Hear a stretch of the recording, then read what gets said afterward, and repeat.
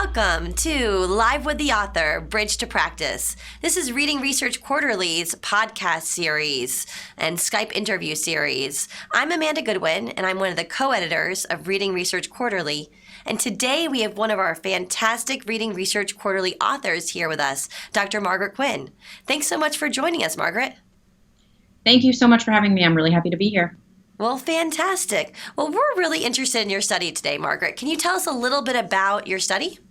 Sure. So the study that was recently published in RRQ is called The Nature and Measurement of Children's Early Composing. And basically what it is a systematic look at sort of all of the literature over the last 30 years in terms of research around and theory around children's ability to compose text. So within writing, how do children generate ideas? How do they translate those ideas into writing? And so we wanted to look at the literature really systematically and sort of develop a better understanding of what this construct is, the ways in which it's been measured and assessed in the literature, and also sort of what trends are happening over time. Since we did look at this over 30 years, how has this definition and the approaches to assessing composing, how have they changed across time? And so that was kind of the main sort of impetus for the study. So just to clarify, you were interested in composing for young children, right? Yeah, we're really interested. What we're interested in is early childhood composing. So for this particular study, the top end was kindergarten, and we were looking at mostly preschool and kindergarten aged children and studies that were focused on that age group. And by composing, you mean writing. So anytime they're trying to convey meaning. Yeah. So anytime children are generating ideas and translating those ideas into writing. Now, of course, the children's writing in preschool and kindergarten looks really different than my writing and your writing.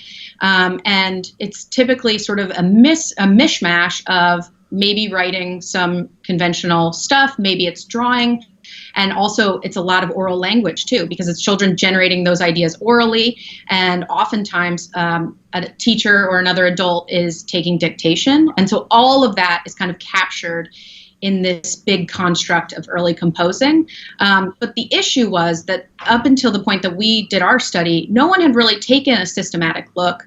And what we sort of had noticed over time was that there was no real shared understanding of what early composing is, what it looks like, how does it develop, and how is it measured. And so that was sort of what led us to wanting to do this kind of big, exhaustive study. Very cool. Well, so now that you've done this big, exhaustive study, what kind of big takeaway messages do you have from it, and particularly for teachers?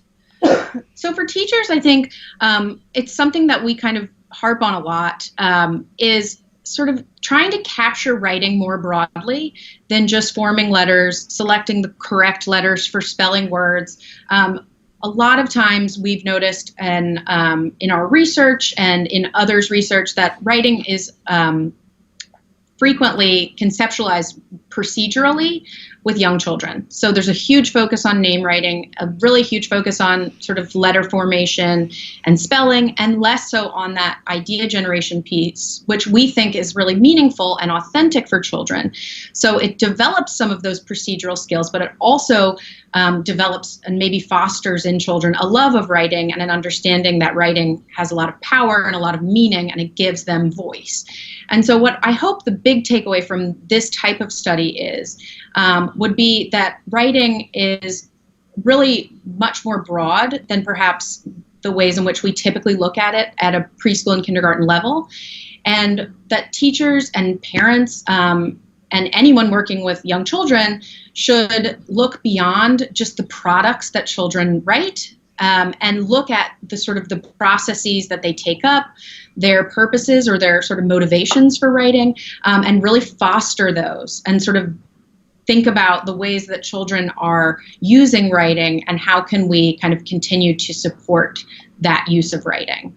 And what's something that you would love to see in a preschool classroom? What does this look like in practice? Sure. So what we love to see is writing across the curriculum in meaningful ways. So if you're doing a science experiment, maybe you have a component of writing, like you're taking down notes and observations. So the kids, so the 3-year-olds are taking down notes, and those notes might look like squigglies, or they might look like a drawing, or they might look like, any kind of marks accompanied by oral language. Absolutely. Absolutely. So so they could be any number of those things in combination.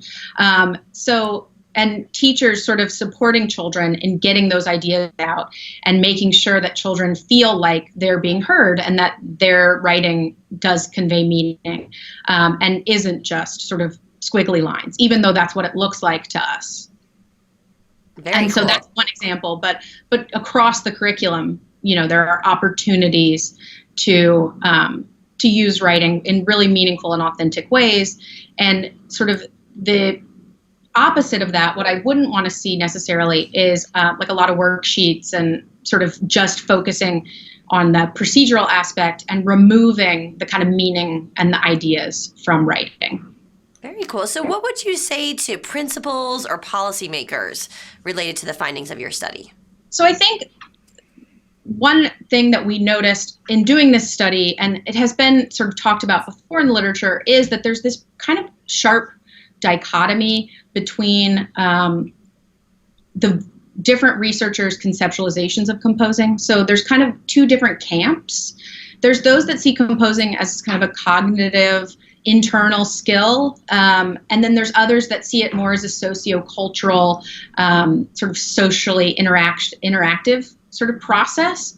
And so what I would say to principals and policymakers and researchers is that we all have to do a better job of talking to each other and sort of crossing the bridges together, instead of remaining siloed in these camps.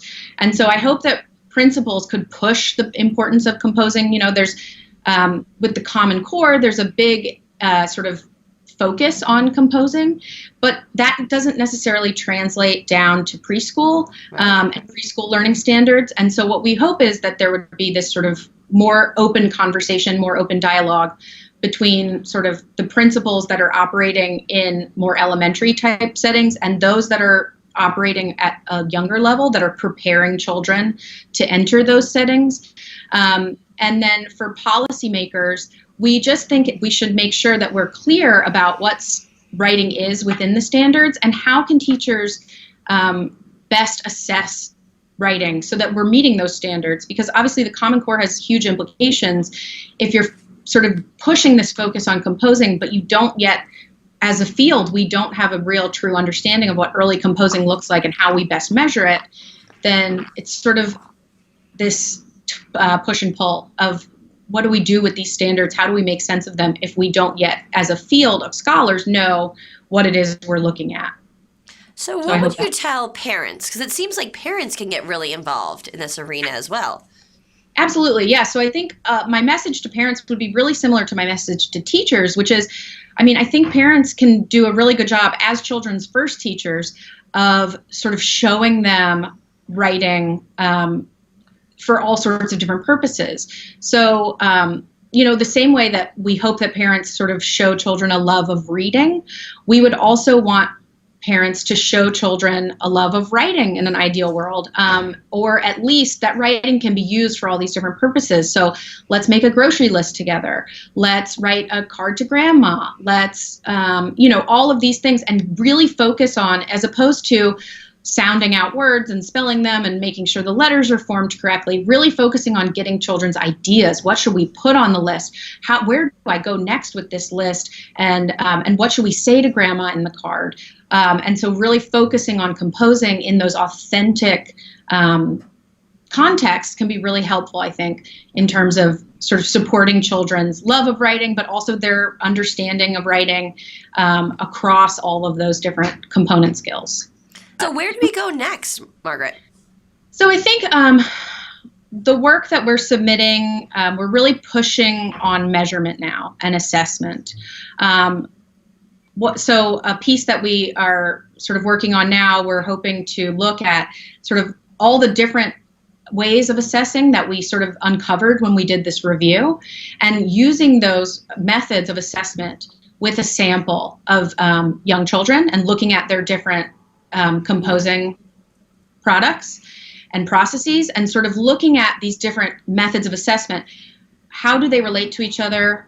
What are they measuring? Are they measuring what we think they're measuring, or are they measuring something else altogether?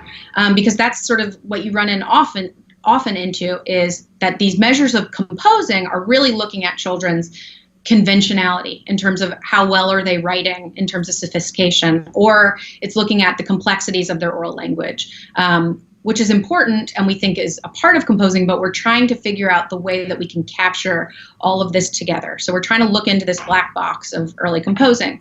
The question that will always loom sort of large over me is, what is composing?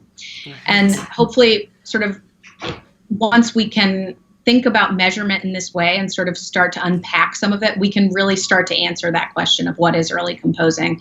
And so that's sort of the direction we're moving in as we move forward. Well, fantastic. Well, we will stay tuned. We will eagerly await reading the next piece as well. But for the audience, reading Dr. Quinn's piece that's posted on Reading Research Quarterly's website is a great first read. And just like me, I think it'll change the way you see emergent writing. So thanks so much, Dr. Quinn, for being with us. Thank you so much.